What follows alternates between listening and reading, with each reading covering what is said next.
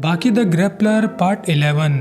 आज की इस वीडियो में हम देखने वाले हैं युजिरो हान्ना वर्सेस टोप्पो ओरोची, जो कि ये फाइट बाकी वर्ष की सबसे ज्यादा खतरनाक फाइट होने वाली है, क्योंकि टोप्पो ओरोची उन्हें इस दुनिया में गॉड ऑफ मार्शल आर्ट्स कहा जाता है, जिन्होंने पूरे 50 साल तक अपनी मार्शल आर्ट्स को रिफाइन कर रखा है, जिससे कि युजिरो हान्ना को भी काफी ज्यादा खतरा हो सकता है। वहीं दूसरी ओर युजिरो हान्ना, जिसे इस दुनिया का सबसे ताकतवर इंसान कहा जाता है, ऐसे खतरनाक इंसान के बारे में अभी दुनिया नहीं जानती कि वो कितना ज्यादा ताकतवर हो सकता है। और युजिरो हान्ना को ओगर क्यों कहा जाता है, क्योंकि युजिरो हान्ना के पास एक ऐसी जबरदस्त ताकत है जिसकी वजह से टोप्पो ओरोची जैसे सबसे ताकतवर मार्शल आर्टिस्ट को भी उनकी जान का खतरा हो सकता है।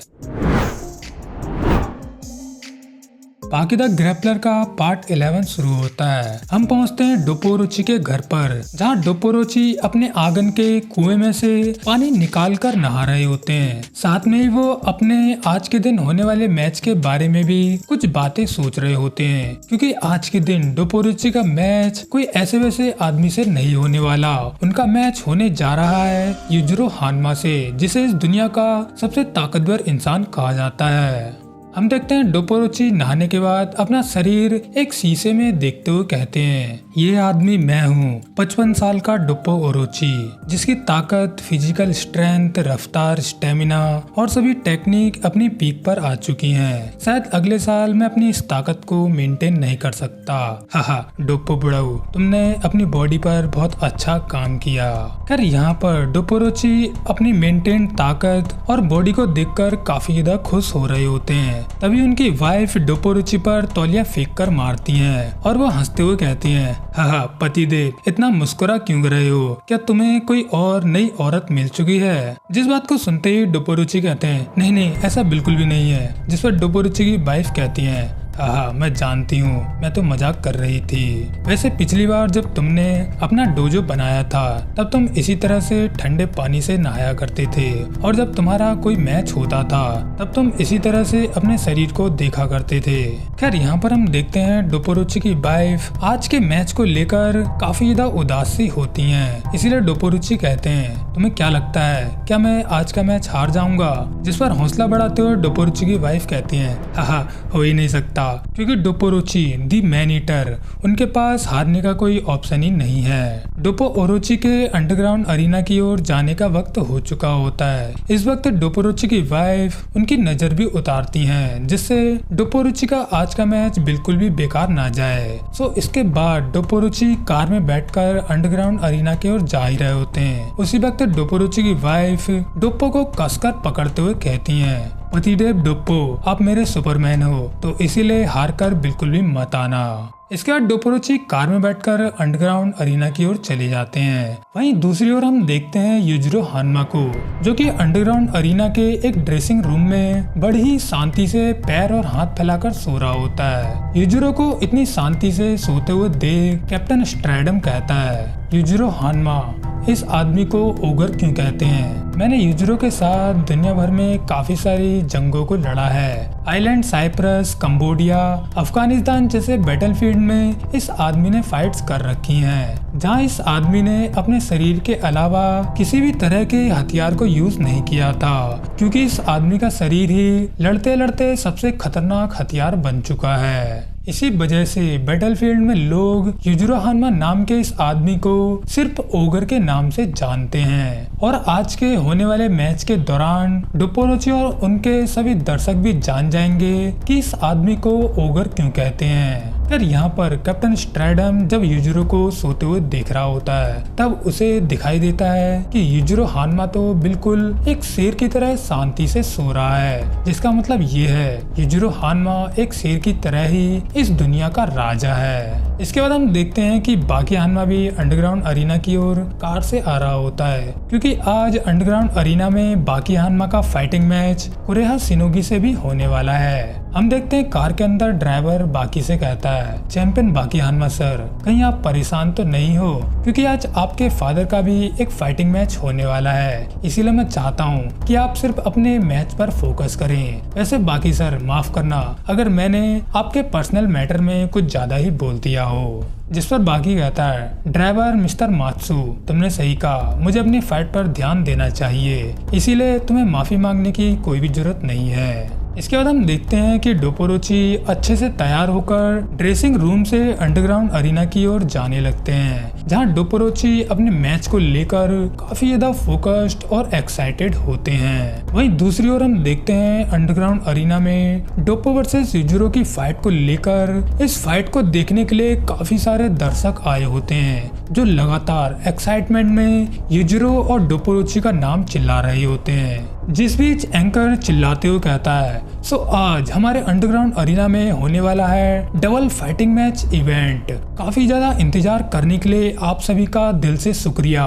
मगर अब वक्त आ चुका है असली एक्शन देखने का, क्योंकि आज के दिन होने जा रहा है डोपो ओरोची वर्सेस युजुरो हानमा, जो कि ये फाइट सदी की सबसे खतरनाक फाइट होने वाली है। जिस मैच के बाद हम देखने वाले हैं सीधा बाकी हानमा वर्सेस कुरेहा शिनोगी के दूसरे मैच को, जो कि ये फाइटिंग मैच भी काफी ज्यादा शानदार होने वाला है। देखिए, कुछ ही देर में हमारे लेजेंडरी मार्शल आर्ट के देवता डोपो ओरोची इस अरीना में अपीयर होने जा रहे हैं। देखिए, वो मैदान में आ चुके हैं, डोपो ओरोची द मैन ईटर, जिन्हें मार्शल आर्ट का गॉड भी कहा जाता है। चलिए आज हम जान पाएंगे आखिर वो सच में कितने ज्यादा ताकतवर हैं। हम देखते हैं मैदान में आने के बाद डोपोरोची काफी ज्यादा खुश हो रहे होते हैं, क्योंकि आज इकट्ठा हुई भीड़ ये बात बिल्कुल भी नहीं कह रही होती कि सामने वाले को खत्म कर दो, क्योंकि जब डोपोरोची के पुराने मैचेस हुआ करते थे तब आने वाली भीड़ उनसे सिर्फ यही चिल्लाते हुए कहते थी कि सामने वाले को खत्म कर दो, जिसकी वजह से डोपोरोची समझ जाते हैं कि आज की ऑडियंस पहले के मुकाबले काफी ज्यादा बदल चुकी है, जिन्हें वायलेंस ज्यादा पसंद नहीं है। इसके बाद हम देखते हैं तुरंत ही युजुरो हानमा भी इस मैदान में आ जाता है, जहां पर हम देखते हैं कैप्टन स्ट्रैडम युजुरो हानमा की फाइट से पहले उसकी शर्ट उतारने की बात कर रहा होता है, क्योंकि हर फाइट के दौरान युजुरो हानमा की शर्ट किसी न किसी वजह से फट जाती है। लेकिन उसी वक्त अचानक से डोपोरोची सीधा युजुरो हानमा पर कूद जाते हैं और यहाँ पर युजुरो का गला दबाते हुए और उसे ग्रैब करते हुए नीचे गिराने की कोशिश करने लगते हैं, जबकि यहाँ पर ये मैच ऑफिशियली स्टार्ट भी नहीं हुआ होता। जिस पर अरीना का एंकर कहता है, देखिए अभी तो मैच स्टार्ट भी नहीं हुआ और कराटे मास्टर डोपोरोची सीधा एक्शन में आ चुके हैं। क्या युजुरो हानमा नाम का ये आदमी डोपो ओरोची के ग्रैपल से बच पाएगा? ये जानने के लिए हमारे वीडियोस को लाइक करना मत भूलना, और आप लोगों का मूड बन गया हो तो चैनल को सब्सक्राइब करना मत भूलना। तो देखते हैं इस फाइट में आगे क्या होता है। ये दोनों बिना मैच स्टार्ट हुए ही लड़ना शुरू कर चुके हैं। हम देखते हैं मैच के दौरान रेफरी टोकुगावा के पास जाते हुए कहता है, मिस्टर टोकुगावा अब हम क्या करें, उन्होंने तो सभी रूल्स को तोड़ दिया है, वो लोग तो मैच स्टार्ट होने से पहले ही लड़ने लगे। जिस पर टोकुगावा जोर से हंसते हुए कहते हैं, हाँ कोई बात नहीं, ताकतवर लोगों के बीच कोई भी रूल्स नहीं होते, तुम बस इस मैच का मजा लो। जिस बात को सुनने के बाद रेफरी बिना कुछ बोले इस मैच को चुपचाप ऑफिशियली स्टार्ट कर देता है। जिस पर डोपोरोची का एक स्टूडेंट सूडो कहता है, व्हाट द हेल, बड़े लोग हमेशा हमें रूल्स फॉलो करना सिखाते हैं, मगर अब देखो वो दोनों बिना रूल्स के ही फाइट करने लगे। जिस पर मोटोबे कहते हैं, जब एक रियल फाइट होती है तब रूल्स और रेगुलेशन किसी भी काम के नहीं होते। देखा हनादा, एक स्पोर्ट्स मैच और एक रियल फाइटिंग मैच में यही अंतर होता है। हम देखते हैं डोपोरोची ने युजुरो को ग्रैब करके बहुत अच्छे से उसके गले को चोक कर रखा होता है। इस बीच डोपोरोची कहते हैं, ओगर क्यों चौक गए ना, क्योंकि इसे कहते हैं डोपोरोची का असली फाइटिंग स्टाइल, जहां जीतने के अलावा कुछ भी मैटर नहीं करता।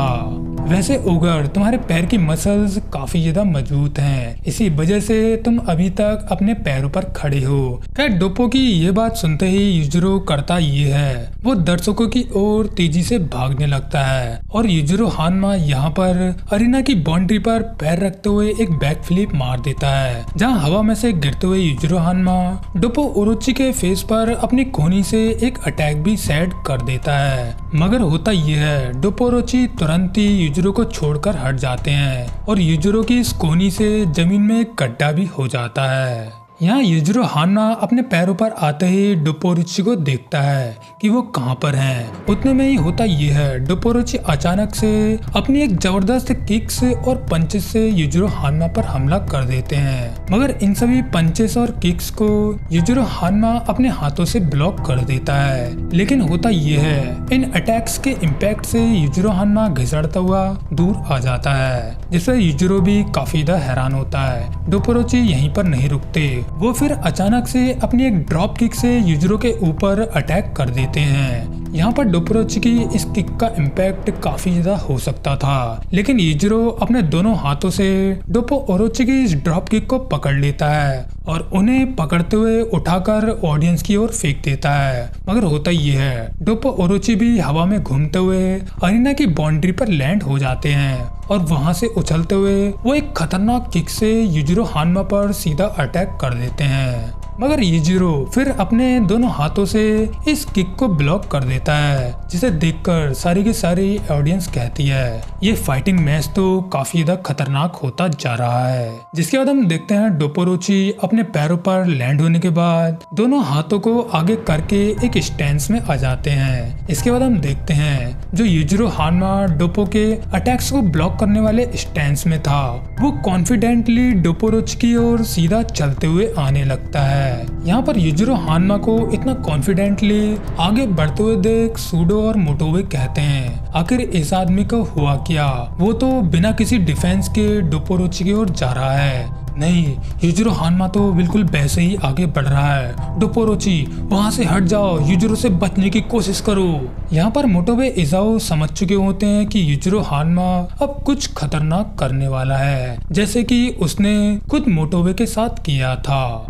जिस तरह से वो चलकर मेरी ओर आ रहा है, मैं जानता हूँ ये बिल्कुल भी नॉर्मल नहीं है, लेकिन मैं भी पीछे नहीं हटूंगा क्योंकि मेरी टेक्निक्स में, मेरे फाइटिंग स्टाइल में पीछे हटने जैसी कोई भी चीज नहीं होती। सो इसके बाद हम देखते हैं कि युजुरो हान्मा डोपोरुची के काफी ज्यादा क्लोज आ गया होता है। युजुरो यहाँ पर क्लोज रेंज में अटैक करता। इससे पहले डोपोरुची अपनी एक खतरनाक किक्स और एक हैंड ब्लेड से युजुरो पर अटैक कर देते हैं, मगर इस बीच हम देखते हैं युजुरो के चेहरे पर एक हंसी और वो डोपोगेन अटैक्स को तुरंत ही डॉज कर देता है। जिसके बाद युजुरो करता ये है, वो तुरंत ही अपने घुटने से डोपोरुची की पीठ पर एक अटैक करता है, जिससे जब डोपोरुची हवा में आ जाते हैं उसी वक्त पड़ती है युजुरो हान्मा की एक कोहनी डोपोरुची की चिन पर जबरदस्त, जिसकी वजह से डोपोरुची की हालत खराब होते हुए वो सीधा नीचे गिर जाते हैं, जिस पर सभी दर्शक हैरानी में कहते हैं आखिर ये हुआ क्या।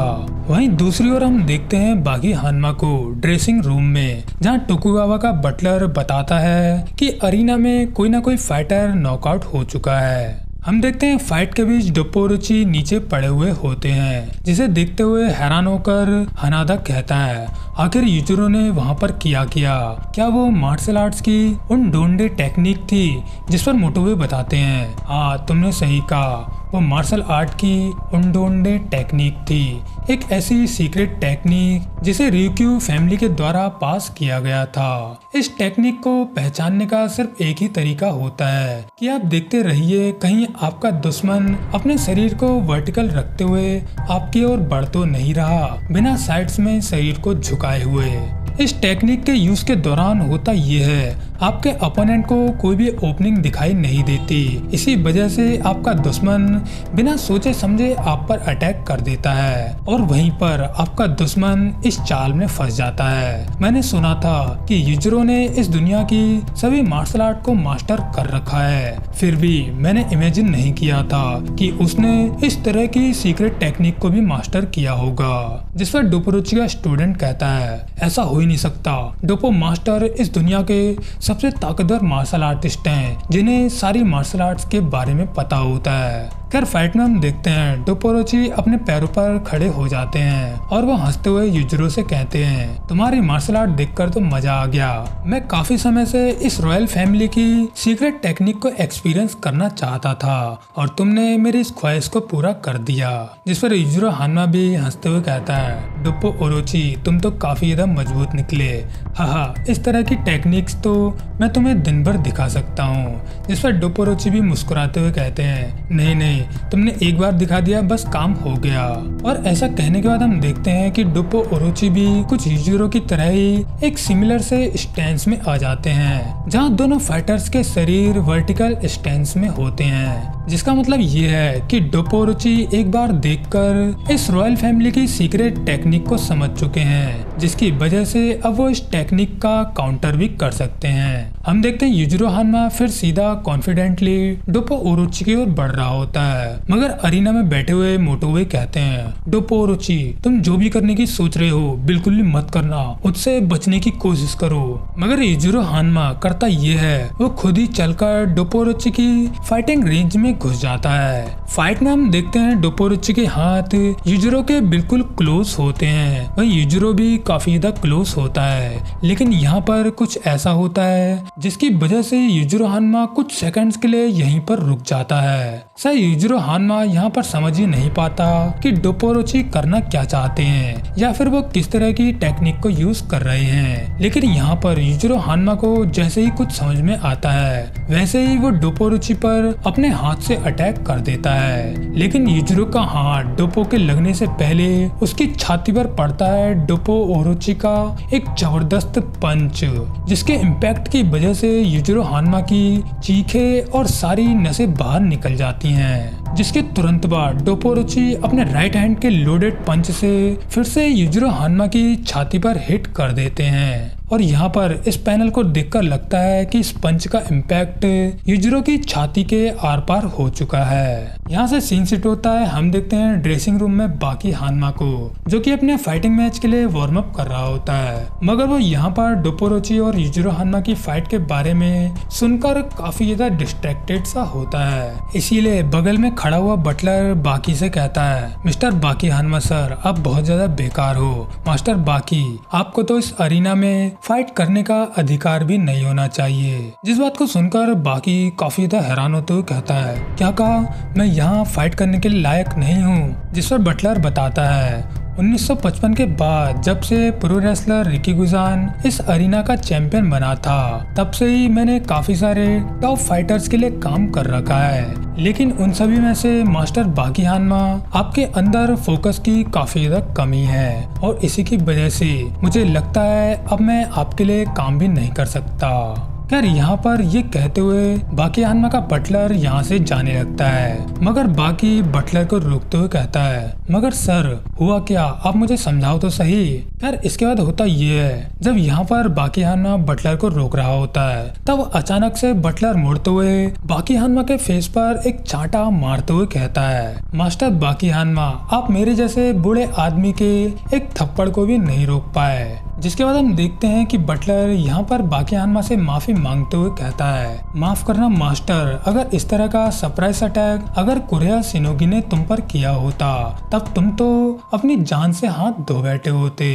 खैर यहाँ पर बाकी हानमा का बटलर ये समझाने की कोशिश कर रहा होता है कि उसे कुरेहा शिनोगी से अपने मैच में काफी ज्यादा सतर्क रहना चाहिए। खैर यहाँ से सीन शिफ्ट होता है, हम दूसरे ड्रेसिंग रूम में देखते हैं कुरेहा शिनोगी को, जो कि अपने कैलिस्थेनिक वर्कआउट से वार्म अप कर रहा होता है, जिस पर कोसो यहाँ पर कहता है, भैया आपका ये वार्म अप कुछ ज्यादा ही नहीं हो गया? आप 3 मिनट से इस तरह से लटके हुए हैं, इससे तो आप फाइट से पहले ही काफी ज्यादा थक जाएंगे। जिस पर कुरेहा शिनोगी कहता है, तुम चिंता मत करो, क्योंकि मेरा शरीर तुम्हारे जैसे मामूली फाइटर से कहीं ज्यादा ताकतवर है। इस तरह की हार्ड एक्सरसाइज करने से मेरे शरीर का सिर्फ वार्म अप ही होता है, तो तुम ये मत सोचो कि मैं थक जाऊंगा। खैर कुरेहा शिनोगी की ये बात सुनकर उसका छोटा भाई अपने मन में कहता है, मेरे भाई ने मुझे एक मामूली फाइटर कह दिया, अब मैं इस बात पर क्या ही बोलूं। मगर जैसा कि मैं समझता हूँ, मेरा भाई जिस तरह की एक्सरसाइज पूरे 3 मिनट से कर रहा है, इसमें आपके शरीर की काफी ज्यादा ताकत लग जाती है। इस तरह की एक्सरसाइज को तो वर्ल्ड के टॉप जिम्नास्टिक भी 1 मिनट तक होल्ड नहीं कर सकते। खैर अंडरग्राउंड अरीना की फाइट में हम देखते हैं कि डोप्पो ओरोची ने अपने खतरनाक पंचे से युजिरो की छाती पर 4-5 गड्ढे से बना दिए होते हैं, जिसकी वजह से युजिरो हानमा यहाँ पर काफी ज्यादा दर्द में और हैरानी में होता है। जिस पर मार्शल आर्टिस्ट रिएक्शन देते हुए कहते हैं, डोप्पो ओरोची के 5 खतरनाक हिट, सच में इससे तो युजिरो हानमा की पसलियों का चूरा चूरा हो गया लिया होगा। मैंने तो सोचा था ये मैच काफी ज्यादा लंबा चलेगा, लेकिन इसे देखकर तो लगता है कि ये मैच काफी जल्दी खत्म हो जाएगा। मोटोवे की इस बात पर हानादा कहता है कि आखिर क्यों वो दोनों एक दूसरे के पास आ गए थे, जिस पर मोटोवे युजिरो हान्मा की टेक्निक और डोपोरोची की टेक्निक को समझाते हुए कहते हैं, उडोंडे टेक्निक में आपके दुश्मन के पास हमला करने की कोई भी ओपनिंग नहीं होती, इसीलिए आपका दुश्मन हड़बड़ी में आकर अटैक कर देता है और इसी तरह से वो सामने वाले के जाल में फंसकर हार जाते हैं। लेकिन डोपो ओरोची ने यहाँ पर कुछ अलग ही किया। वो अपने मेडा नाम के स्टैंस को कायम रखते हुए युजिरो के हमला करने का वेट करते रहे। मतलब यहाँ पर जो भी फाइटर एक दूसरे की फाइटिंग रेंज में घुसने के बाद सबसे पहले हमला करता, वो ही सबसे ज्यादा घाटे में होता है। डोपो ओरोची इतने ज्यादा फोकस्ड थे, इसीलिए वो जानते थे कि युजिरो हान्मा गुस्से में आकर सबसे पहले अटैक करेगा और इसी बात का फायदा उठाकर डोपो ओरोची ने युजिरो हान्मा की हालत खराब कर दी। खैर फाइट में हम देखते हैं युजिरो हान्मा की हालत काफी ज्यादा खराब दिख रही होती है। उस वक्त डोप्पो कहते हैं, हान्मा युजिरो खड़े हो जाओ, मैं जानता हूँ तुम्हें मेरे पंचेस से ज्यादा नुकसान नहीं हुआ, क्योंकि एक शेर को मारने के लिए जेब्रा की कुछ किक से कुछ भी नहीं होता। खैर डोप्पो की ये बातें सुनते ही दर्द में होने का नाटक करता हुआ युजिरो हान्मा हंसते हुए सीधा खड़ा हो जाता है और वो डोप्पो की ओर बढ़ते हुए कहता है, मैंने सुना है इस दुनिया में लोगों को पैराग्लाइडिंग करने का काफी शौक होता है, मगर बिना पैराग्लाइडर के एक पहाड़ से कूदने का मजा ही कुछ और है। और इसी तरह से जानबूझकर पहाड़ों से कूदकर चट्टानों से टकराते हुए गिरकर मैंने अपने शरीर को मजबूत किया है, जिसका मतलब ये है तुम्हारे कुछ पंचेस और किक से मेरे शरीर का कुछ भी नहीं होगा। चलो बातें बहुत हुई, अब मैं तुम्हें दिखाता हूँ अपना एक बैराज अटैक, जिससे 700 किलो के एक खूंखार भालू की भी चीरफाड़ हो गई थी। अरे इसके बाद युजिरो करता ये है, वो धड़ाधड़ अपने पंचेस और किक से लगातार डोपो ओरोची के शरीर पर एक बैराज अटैक करने लगता है, जिसे देखकर यहाँ पर लगता है कि यहाँ पर डोपो ओरोची की हालत खराब हो जाएगी। जिस पर रिएक्शन देते हुए एंकर और दर्शक कहते हैं, देखिए ये आदमी डोपो ओरोची के खतरनाक हिट्स खाने के बाद भी पूरी तरह से ठीक हो चुका है, ऊपर से अब वो लगातार डोपो ओरोची पर अटैक कर रहा है। अरे ये आदमी तो पूरा जानवर है, मैं तो उसके अटैक्स को ट्रैक भी नहीं कर पा रहा। डोपो ओरोची के साथ काफी ज्यादा बुरा हो रहा है, वो इन अटैक्स को कैसे रोकेंगे। हम देखते हैं युजिरो हान्मा अपना बैराज अटैक खत्म होने के बाद काफी ज्यादा कॉन्फिडेंटली हाथ फैलाकर एक पोज में खड़ा होता है, मगर तभी वो देखता है कि डोपो ओरोची की आंखें काफी अजीब तरीके से इधर उधर घूमी हुई होती हैं, जिसे देखकर युजिरो हान्मा यहाँ पर काफी ज्यादा हैरान होता है। जिस पर युजिरो कहता है, शानदार, और फिर से वो एक बैराज अटैक से डोपो पर फिर से अटैक कर देता है। मगर इसके बाद फिर से युजिरो हान्मा देखता है कि डोपो ओरोची ने उसके सभी अटैक्स को बड़े ही आराम से ब्लॉक कर दिया। इनमें वो अटैक्स भी शामिल होते हैं जो कि डोपो ओरोची के ब्लाइंड स्पॉट पर किए गए थे। डोपो ओरोची की अजीब आंखों पर सभी दर्शक कहते हैं, वो तुमने देखा क्या, उनकी आंखें देखो, उनकी आंखें बिल्कुल किसी गिरगिट की तरह मूव कर रही थी, शायद इसी की वजह से उन्होंने उन सभी अटैक्स को ब्लॉक कर दिया। डोपो ओरोची की अजीब आंखों को देखकर तो मोटोवे भी हैरान होते हुए कहते हैं, डोपो ओरोची की इस सीक्रेट टेक्निक का नाम है सेंगन थ्री आइज।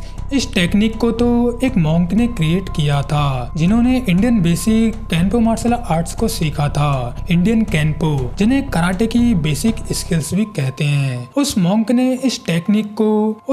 ने बैटलफील्ड में अपनी ओर आते हुए तीरों को रोकने के लिए इजाद किया था, एक ऐसी टेक्निक जिसमें आपकी आंखें बिल्कुल किसी गिरगिट की तरह चारों ओर देखती हैं। इसे परफॉर्म करने के लिए आपको अपनी आंखों की मसल्स को अलग अलग डायरेक्शन में मूव करना होता है, जिससे आप अपने चारों ओर देख पाएं, जो कि इस तरह की आई मूवमेंट को करना इंसानों की बस की बिल्कुल भी बात नहीं होती। मगर इस पागल डोप्पो ने इस टेक्निक को भी परफॉर्म कर दिया। सच में डोप्पो ओरोची काफी ज्यादा शानदार हैं। हम देखते हैं युजिरो हान्मा डोप्पो ओरोची को बड़े ही हैरानी से दिख रहा होता है, जिस पर डोप्पो ओरोची भी कहते हैं, क्या हुआ उगर, तुमने अपना बैराज अटैक क्यों रोक दिया, क्या हुआ, तुम्हारे अटैक्स मुझे क्यों नहीं लग रहे। जिस पर युजिरो भी कहता है, हाँ, मैंने कभी भी नहीं सोचा था तुम इस तरह की लीजेंडरी सेंगन टेक्निक को भी परफॉर्म कर सकते हो। खैर, इससे फर्क नहीं पड़ता क्योंकि ये सभी टेक्निक इंसानों के खिलाफ यूज करने के लिए बनी होती हैं। मगर देखते हैं तुम इन टेक्निक से एक जानवर को कैसे हैंडल करोगे।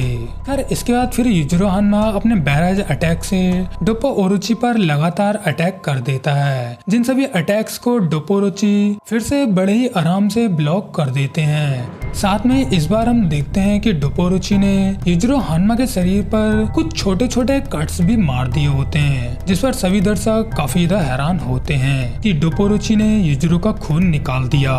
जिस पर डोपोओरोची फिर से चिढ़ाते हुए ओगर से कहते हैं, क्या हुआ ओगर, तुम्हारे अटैक्स को क्या हुआ, मुझे लग क्यों नहीं रहे।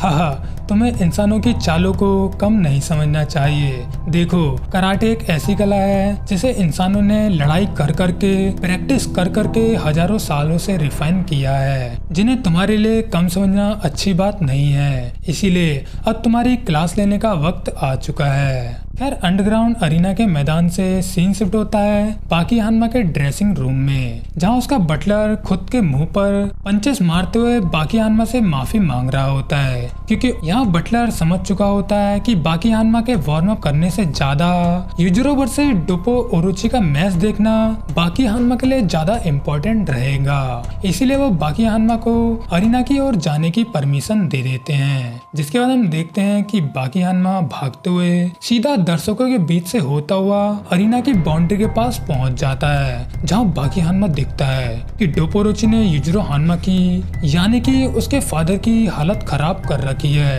यहाँ पर डोपोओरोची जितने भी अटैक्स करते हैं उन्हें युजिरो डॉज ही नहीं कर पाता, जिस चीज को बाकी हान्मा यहाँ पर बड़ी ही हैरानी से देख रहा होता है। जिससे युजिरो अपने मन में कहता है, आखिर ये हो क्या रहा है, मैं मिस्टर डोपोओरोची के अटैक्स को डॉज क्यों नहीं कर सकता। जिस पर डोपोओरोची बताते हैं, पूरे 50 साल की डेली ट्रेनिंग करने के बाद मैंने अपने स्ट्राइक्स को रिफाइन किया है, इसीलिए मेरी इन स्ट्राइक्स को किसी भी तरह का जानवर भी डॉज नहीं कर सकता।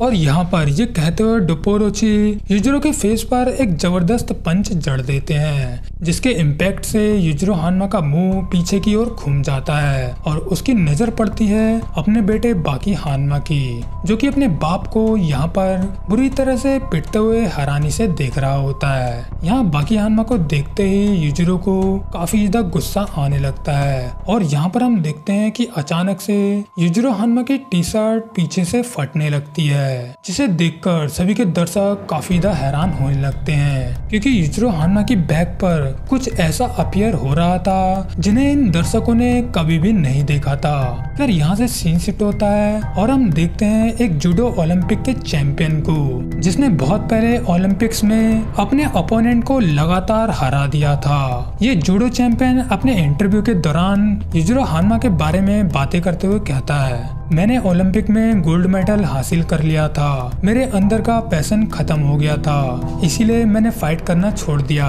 लोग आज भी मेरे बारे में यही बातें सोचते हैं, लेकिन बात तो कुछ और ही थी, क्योंकि मेरे लिए जूडो मार्शल आर्ट्स ही सब कुछ हुआ करती थी। अपनी जान दांव पर लगाकर मैंने जूडो मार्शल आर्ट्स में एक मुकाम हासिल किया था, जिसकी वजह से मैं जूडो को किसी भी हालत में नहीं छोड़ सकता था। मगर एक दिन मेरे साथ कुछ ऐसा हुआ, मैं बुरी तरह से एक आदमी से हार गया। ये उन दिनों की बात है जब ओलंपिक्स खत्म होने जा रहे थे और मैं अपने जेट की ओर बढ़ रहा था। उसी वक्त वो खतरनाक आदमी मेरे सामने अपीयर हो गया था, जिसके बाद उसने अपने खुले हाथों से मुझे इतना ज्यादा मारा जैसे कि वो मुझे चिढ़ाने की कोशिश कर रहा हो। यूजुअली ऐसी सिचुएशन में ही हमारी जूडो मार्शल आर्ट सबसे ज्यादा काम में आती है, मगर आप जानते हैं मैं अपनी जूडो मार्शल आर्ट को लेकर कुछ ज्यादा ही घमंड में रहता था। इसी वजह से मेरी जूडो मार्शल आर्ट उसके सामने किसी भी काम में नहीं आई। उसके लड़ने का तरीका मेरे सोचने से भी कहीं ज्यादा अलग था। उस वक्त उस आदमी ने मेरे साथ जो किया था, मुझे ये बताने में भी आपको शर्म आ रही है, क्योंकि उस पूरे वक्त वो आदमी ही उस फाइट को कंट्रोल कर रहा था। उससे ज्यादा मेरे नॉक होने के बाद वो बार बार मेरे जागने का वेट कर रहा था और मुझे बार बार नॉक किए जा रहा था। क्या कहा आप उसकी बैग के बारे में जानना चाहते हो? वेल, लगता है आप भी उस आदमी को जानते हो। सो सुनो, जब मैं बेहोशी की हालत में उसके सामने पड़ा था और जब वो खतरनाक आदमी मेरे सामने से जा रहा था, तब मैंने उस आदमी की बैग पर एक राक्षस के चेहरे को देखा था। आप मेरी बात को सच माने या नहीं, इससे फर्क नहीं पड़ता, लेकिन उस दिन मैं ये बात पूरी तरह से समझ गया था। अगर वो आदमी इस दुनिया में एग्जिस्ट करता है तो मेरा इस दुनिया में टॉप पर आना नामुमकिन है। इसीलिए उस दिन के बाद से मैंने मार्शल आर्ट की प्रैक्टिस करना ही छोड़ दिया था। फिर यहाँ से सीन शिफ्ट होता है अंडरग्राउंड अरीना में, जहाँ पर सब युजिरो हानमा की बैग को देखकर काफी ज्यादा हैरान परेशान होते हैं और वो सभी कहते हैं, व्हाट द हेल, आखिर उसकी बैग पर वो क्या है? ये तो किसी राक्षस जैसा कुछ दिखाई दे रहा है। हम देखते हैं युजिरो की डेमन बैग अपीयर होने से पहले डोपोरोची अपनी खतरनाक मैग्नम पंचेस से युजिरो की छाती पर हिट करने लगते हैं और यहाँ पर डोपोरोची की ये खतरनाक किक्स युजिरो के फेस पर और उसकी छाती पर लैंड भी हो जाती हैं। इसके बाद डोपोरोची का एक खतरनाक पंच भी सीधा युजिरो के फेस पर भी पड़ जाता है, मगर सभी देखते हैं कि इन सभी पंच और हिट्स के खाने के बाद भी युजिरो हानमा हंस रहा है और उसका सिर्फ थोड़ा सा ही खून निकल रहा है। जिसके बाद हम देखते हैं कि डोपोरोची जैसे ही अपने हाथ से युजिरो पर अटैक करते हैं, वैसे ही युजिरो हानमा भी डोपोरोची की उंगली पकड़कर तोड़ देता है और इसके बाद वो उन्हें उल्टा घुमाते हुए डोपोरोची के हाथ को मोड़ते हुए उन्हें उठाकर दूर फेंक देता है। डोपोरोची दूर जाकर गिरते हैं, जहाँ पर वो टूटी हुई उंगली के साथ काफी ज्यादा दर्द में होते हैं, मगर वो तुरंत ही उस उंगली को सीधा करके फिर अपने पंच को रेडी कर लेते हैं। जिसे देखते हुए युजिरो मुस्कुराते हुए कहता है, डोपोरोची, तुम्हारी ट्रेनिंग की वजह से तुम इतने ज्यादा ताकतवर हो चुके हो, इसीलिए अब मुझे तुम्हारे डिसिप्लिन की स्पिरिट से काफी ज्यादा प्यार हो रहा है। इसी वजह से अब मैं तुम्हें दिखाने वाला हूँ ओगर की असली ताकत, जिस असली ताकत के सामने अनगिनत योद्धा मारे गए।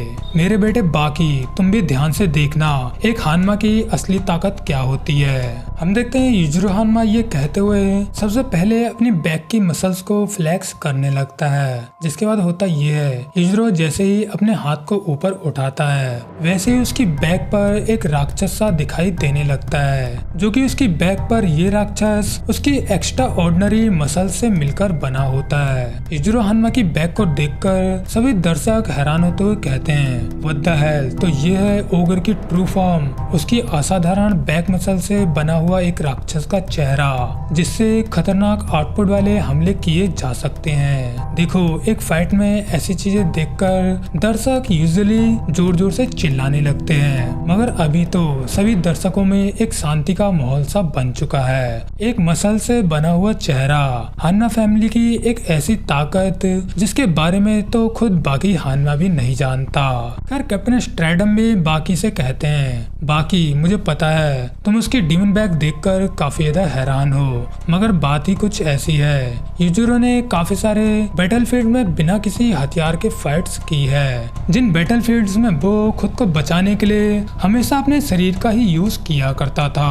उसकी वजह से आज उसका शरीर ही एक हथियार बन चुका है। युजिरो हान्ना वैसे तो पहले से ही काफी ज्यादा ताकतवर था, मगर वो धीरे धीरे बैटलफील्ड्स में लड़ाई करते करते और भी ज्यादा ताकतवर हो गया, क्योंकि युजिरो हान्ना को बैटलफील्ड्स में फाइट करने से शांति मिलती है और वो और भी ज्यादा ताकतवर होता जाता है। बाकी जिन टेक्निक से असल दुनिया में खुद की रक्षा की जाती है, वो उन सभी टेक्निक से दुश्मनों की हालत खराब कर देता था। इसी की वजह से उसकी बैक पर एक राक्षस ने अपना घर बना लिया है। बाकी डीमन बैग को शायद तुम समझ सकते हो, सोचो तब क्या हो सकता है जब उस डीमन बैग की मसल्स को यूज करके किसी पर अटैक किया जाए। सुनो, डीमन बैग की मसल्स कोई ऐसी मसल्स नहीं है जिन्हें आप जिम जाकर मार्शल आर्ट सीख कर पा सको। इन मसल्स को सिर्फ लंबे समय तक बैटलफील्ड में फाइट करके ही पाया जा सकता है। फाइट में हम देखते हैं यूजिरो हानमा सटाक से अपने पंजे से अटैक कर देता है, जिसे डोपोरोची तुरंत ही अपने हाथ से ब्लॉक कर लेते हैं। मगर होता यह है, यूजिरो के इस अटैक से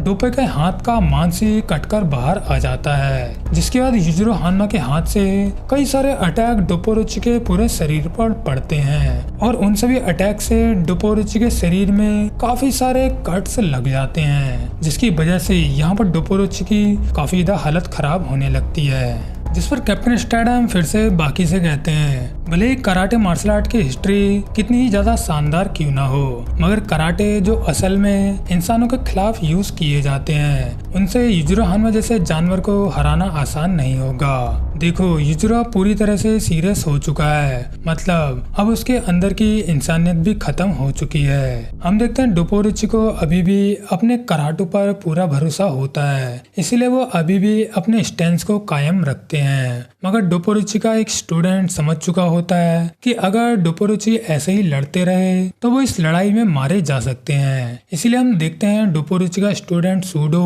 फाइट रोकने के लिए सीधा यूजिरो के ऊपर कूदकर हमला कर देता है, और तभी होता ये है, यूजिरो हानमा का पड़ता है एक पंच सीधा सूडो के मुंह पर, जिससे सूडो उड़ता हुआ यूजिरो हानमा से काफी ज्यादा दूर जाकर गिरता है। हम देखते हैं इस बीच डोपोरोची अपने दोनों हाथ सर्कल में घुमाते हुए कहते हैं, क्लासिक मार्शल आर्ट की एक ऐसी मूव जो छलावे से मिलकर बनती है, एक perfect killer move, the double hand stab. ऐसा कहते हुए डोपोरोची अपने दोनों हाथों के हैंड ब्लेड से यूजिरो की छाती पर अटैक कर देते हैं। इस मूव को सुनकर तो ऐसा लगता है कि ये अटैक अगर यूजिरो को पड़ गया तो यूजिरो यहीं पर मारा जा सकता है, लेकिन होता यह है, डोपोरोची इस अटैक के कनेक्ट होने से पहले यूजिरो हानमा ने अपने हाथ फैलाकर डोपोरोची के कान पर अटैक कर दिया होता है, जिससे डोपोरोची के दोनों कानों के पर्दे ही फट जाते हैं और कान से खून निकलते हुए डोपोरोची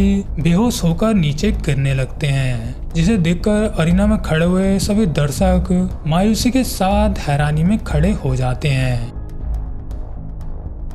डोपोरोची मरी हुई हालत में जमीन पर पड़े हुए होते हैं, जिसे देखकर यूजिरो भी यहाँ से जाने लगता है। इसीलिए मिस्टर टोकुगावा इस मैच को ना चाहते हुए भी ऑफिशियली एंड कर देते हैं। मगर होता यह है, तभी डोपोरोची इस हालत में भी लड़ने के लिए अपने पैरों पर खड़े होने लगते हैं। डोपोरोची को इस तरह इस हालत में खड़े होते देख सभी दर्शकों की एक ही सलाह होती है कि अब डोपोरोची को आगे फाइट नहीं करना चाहिए, इससे उनकी जान को खतरा हो सकता है। मगर इसके बावजूद भी डोपोरोची अपने पैरों पर लड़ने के लिए खड़े हो जाते हैं, जिस पर यूजिरो भी पीछे मुड़ते हुए डोपोरोची को देखते हुए अपने मन में कहता है, डोपोरोची, तुम्हारे शरीर के हाथों पैरों को मिलाकर पूरे 5 हड्डियों में 8 से ज्यादा कंप्लीट फ्रैक्चर हो चुके हैं। शरीर पर 8 घाव और 26 खरोंचे भी आ चुकी हैं। उससे ऊपर तुम्हारे ब्रेन में ब्लीडिंग और कान के पर्दे भी फट चुके हैं, और इतनी बुरी हालत होने के बावजूद तुम मुझसे फाइट करना चाहते हो। हाहा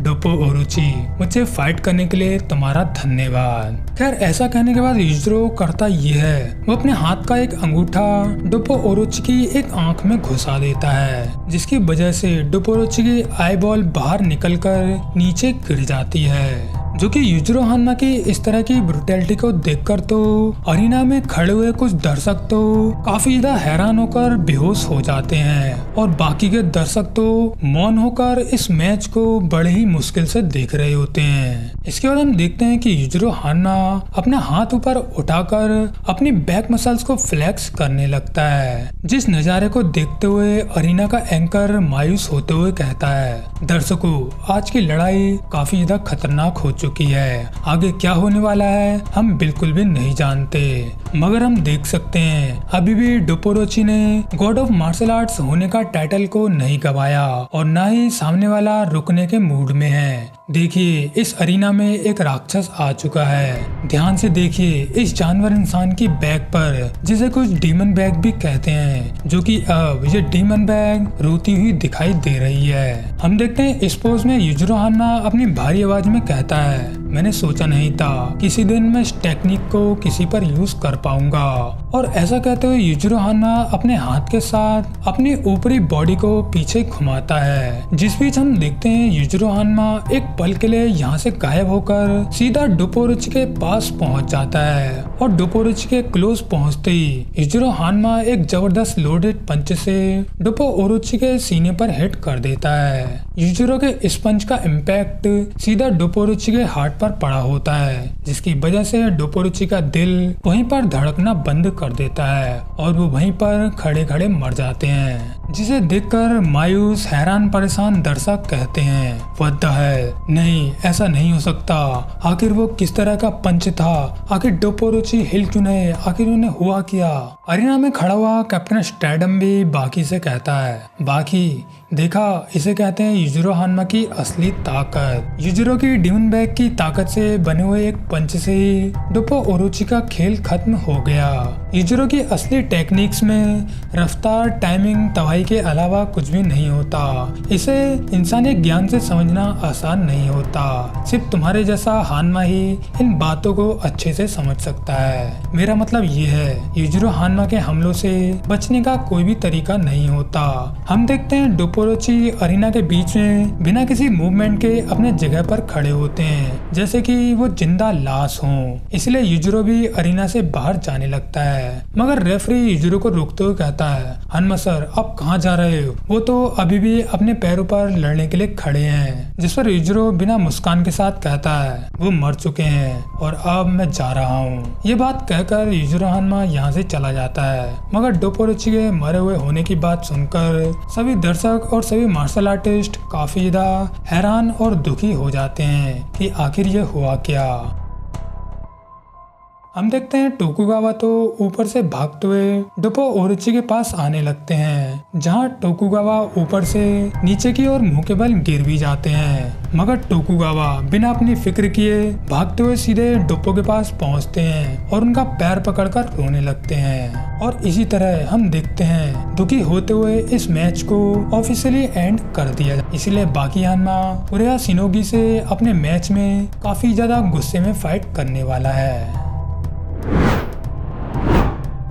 बाकी the grappler continue in part 12। Part 12 में हम देखेंगे नंबर 1 डोपोरोची के साथ क्या हुआ, क्या उनकी जान बच पाएगी या फिर नहीं। नंबर 2 मोस्ट अवेटेड बाकी हान्मा वर्सेस कुरेहा शिनोगी। जिस फाइट के होने से पहले बाकी हान्मा को पता चलता है कि कुरेहा शिनोगी ने अपनी मार्शल आर्ट्स को डेवलप करने के लिए काफी सारे मासूम लोगों की जिंदगी को बर्बाद किया है, इसलिए बाकी हान्मा कुरेहा शिनोगी से अपने मैच में काफी ज्यादा गुस्से में फाइट करने वाला है।